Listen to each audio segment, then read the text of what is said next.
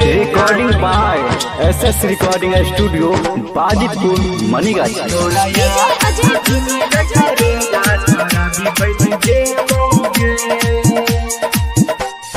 जब ही तू ससुरा छोड़ के हमरा नहीं जीबोगे, जब ही तू ससुरा छोड़ के हमरा नहीं जीबोगे, तोरा याद में सुन गए कर जा सारा भी बन जेबोगे, तोरा याद में सुन गए कर जा सारा भी बन जेबोगे।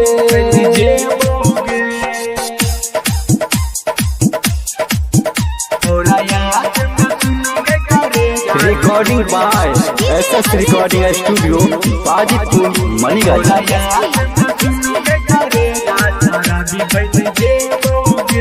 हम किसी दूसरे की अमानत है। नहीं, तुम सिर्फ मेरी हो और किसी की नहीं हो सकती। हम दोनों के बीच अगर कोई आया तो समझो वो मर गया। हाथ में मेहंदी रच बहिगे, दोसरा के नाम लिख बहिगे, सोचने ने रहियो सपना के तू माटी में मिल बहिगे। हाथ में मेहंदी रच बहिगे, दोसरा के नाम लिख बहिगे, सोचने ने रहियो सपना के तू माटी में मिल बहिगे। टूटल दिल के कोना करे जा हम सटबोगे, टूटल दिल के कोना करे जा हम सटबोगे,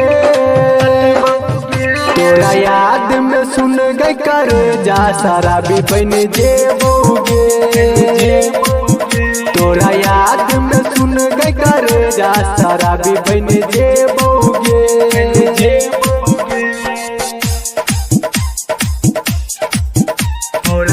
recording by SS recording studio Bajitpur Manigachhi. अगर इस चौखट पर बारात आई तो टोली की जगह उनकी अर्थियां उठेगी और सबसे पहले अर्थी उसकी उठेगी जिसके सर पर सहरा होगा। लाशें बिछा दूंगा लाशें। लागल छोड़ जतो सास गे, तोरे दिल ही विश्वास गे, राइटर रोशन सोमन के छौरी भेल ही तू तो खास गे। लागल छोड़ जतो सास गे, तोरे दिल ही विश्वास गे, राइटर रोशन सुमन के छौरी भेल ही तू तो खास गे। राम रंगीला खाके जहर मर जेतौगे, राम रंगीला खाके जहर मर जेतौगे,